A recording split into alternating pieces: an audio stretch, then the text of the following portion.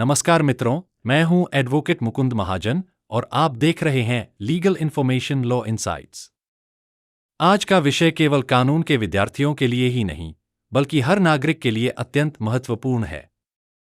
अक्सर समाचारों में सुनने को मिलता है, सरकार ने एफआईआर वापस ले ली, शिकायतकर्ता ने शिकायत वापस ले ली, इसलिए एफआईआर खत्म हो गई।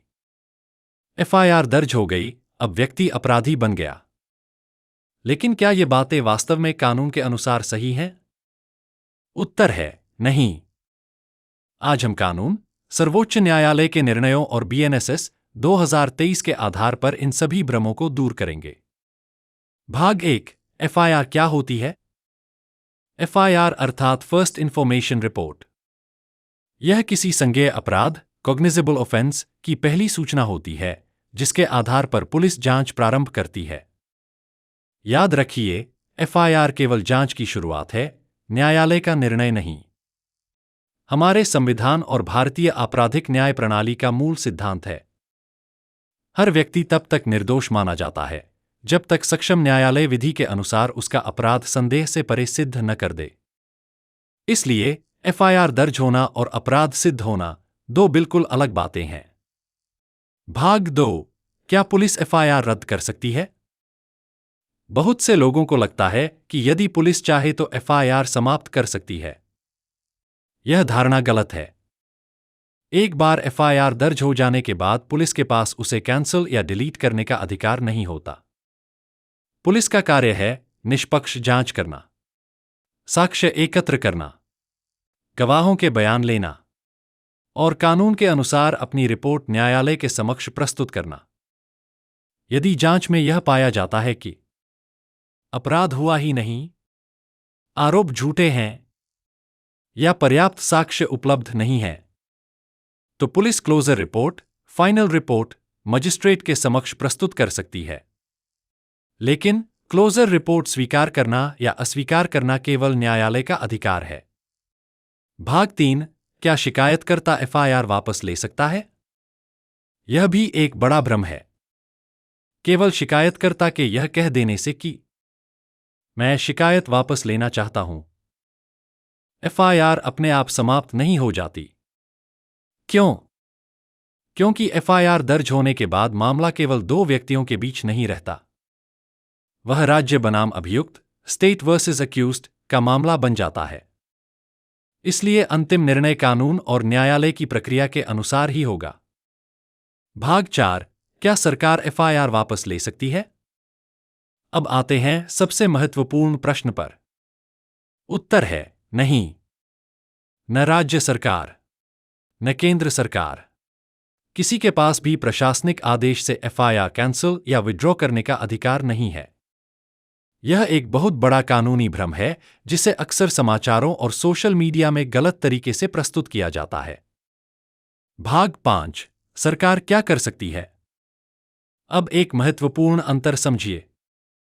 सरकार एफआईआर वापस नहीं ले सकती, लेकिन कुछ विशेष परिस्थितियों में लोक अभियोजक, पब्लिक प्रोसिक्यूटर, न्यायालय की अनुमति से अभियोजन, विड्रॉल फ्रॉम प्रोसिक्यूशन, वापस लेने का आवेदन कर सकता है। इसका प्रावधान भारतीय नागरिक सुरक्षा संहिता 2023 की धारा 360, पूर्व सीआरपीसी धारा 321 में किया गया है। ध्यान रखिए, प्रोसिक्यूशन विड्रॉ करना और एफआईआर कैंसिल करना दो अलग अलग कानूनी प्रक्रियाएं हैं। भाग 6, एफआईआर रद्द करने का अधिकार किसके पास है? यदि किसी एफआईआर को कानून की दृष्टि से रद्द करना आवश्यक हो, तो यह अधिकार मुख्य रूप से उच्च न्यायालय, हाई कोर्ट के पास होता है। उच्च न्यायालय बीएनएसएस 2023 की धारा 528 के अंतर्गत अपनी अंतर्निहित शक्तियों, इनहेरेंट पावर्स, का प्रयोग करते हुए उचित मामलों में एफआईआर क्वॉश कर सकता है। उदाहरण, एफआईआर में कोई अपराध बनता ही नहीं, मामला दुर्भावनापूर्ण है, कानून की प्रक्रिया का दुरुपयोग हो रहा है, न्याय के हित में एफआईआर जारी रखना उचित नहीं। भाग 7, सर्वोच्च न्यायालय ने क्या कहा? अब देखते हैं कि सर्वोच्च न्यायालय ने इस विषय पर क्या सिद्धांत स्थापित किए हैं। 1, state of Haryana v Bhajanlal 1992। यह इस विषय का सबसे महत्वपूर्ण निर्णय माना जाता है। सर्वोच्च न्यायालय ने उन परिस्थितियों का मार्गदर्शन दिया जिनमें उच्च न्यायालय एफआईआर रद्द कर सकता है। 2. Niharika infrastructure PVT limited v state of Maharashtra 2021। सर्वोच्च न्यायालय ने कहा, एफआईआर क्वॉश करना अपवाद है, सामान्य नियम नहीं। यदि प्रथम दृष्टया अपराध बनता है तो जांच सामान्यतः चलने दी जानी चाहिए। 3. Parbatbhai Ahir v state of Gujarat 2017।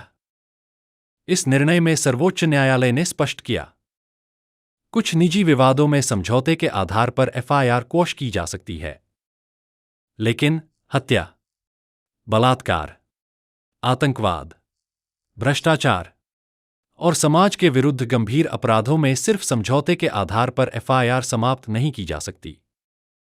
भाग 8 सर्वोच्च न्यायालय का मूल सिद्धांत। सर्वोच्च न्यायालय ने अनेक निर्णयों में यह दोहराया है, केवल एफआईआर दर्ज हो जाने या आरोप लग जाने मात्र से कोई व्यक्ति अपराधी नहीं बन जाता। जब तक न्यायालय विधि के अनुसार अपराध सिद्ध न कर दे, तब तक प्रत्येक व्यक्ति निर्दोष माना जाता है। यही भारतीय संविधान, रूल ऑफ लॉ और निष्पक्ष न्याय व्यवस्था की आधारशिला है। भाग 9 3 महत्वपूर्ण कानूनी अंतर। अब पूरे विषय का सार समझिए। पहला, पुलिस एफआईआर रद्द नहीं कर सकती, वह केवल जांच करके क्लोजर रिपोर्ट दे सकती है। दूसरा, सरकार एफआईआर वापस नहीं ले सकती। हां, न्यायालय की अनुमति से कुछ मामलों में अभियोजन वापस लेने की प्रक्रिया अपनाई जा सकती है। तीसरा, उच्च न्यायालय उचित मामलों में एफआईआर क्वॉश कर सकता है। यही कानून की सही स्थिति है। भाग 10 आम नागरिक क्या करें? यदि आपके विरुद्ध एफआईआर दर्ज हो जाए, घबराइए नहीं। एफआईआर की प्रति प्राप्त कीजिए। धाराएं समझिए। किसी अनुभवी अधिवक्ता से सलाह लीजिए। यदि मामला झूठा है, तो कानून आपके अधिकारों की रक्षा के लिए पर्याप्त उपाय उपलब्ध कराता है। निष्कर्ष, याद रखिए, एफआईआर दर्ज होना अपराध सिद्ध होना नहीं है। पुलिस एफआईआर रद्द नहीं कर सकती। सरकार एफआईआर वापस नहीं ले सकती। पुलिस क्लोजर रिपोर्ट दे सकती है। उच्च न्यायालय एफआईआर क्वॉश कर सकता है। और अंततः, न्याय केवल न्यायालय करता है, आरोप नहीं। यदि आपको यह वीडियो उपयोगी और ज्ञानवर्धक लगा हो, तो कृपया इसे लाइक, शेयर और सब्सक्राइब अवश्य करें तथा इसे अधिक से अधिक लोगों तक पहुंचाइए, ताकि समाज में कानून की सही और विश्वसनीय जानकारी पहुंच सके। यदि आपके मन में एफआईआर, गिरफ्तारी, जमानत, चार्जशीट, आपराधिक मुकदमों या भारतीय कानून से संबंधित कोई भी प्रश्न हो, तो उसे कमेंट सेक्शन में अवश्य लिखें। आपके प्रश्न, सुझाव और प्रतिक्रियाएं हमें भविष्य में और अधिक उपयोगी तथा जनजागरूकता बढ़ाने वाले कानूनी वीडियो तैयार करने की प्रेरणा देती हैं। बेल आइकन दबाना न भूलें, ताकि हमारे आने वाले प्रत्येक वीडियो की सूचना आपको सबसे पहले मिल सके। आपके अमूल्य समय, विश्वास और निरंतर सहयोग के लिए हृदय से धन्यवाद। जय हिंद, जय भारत।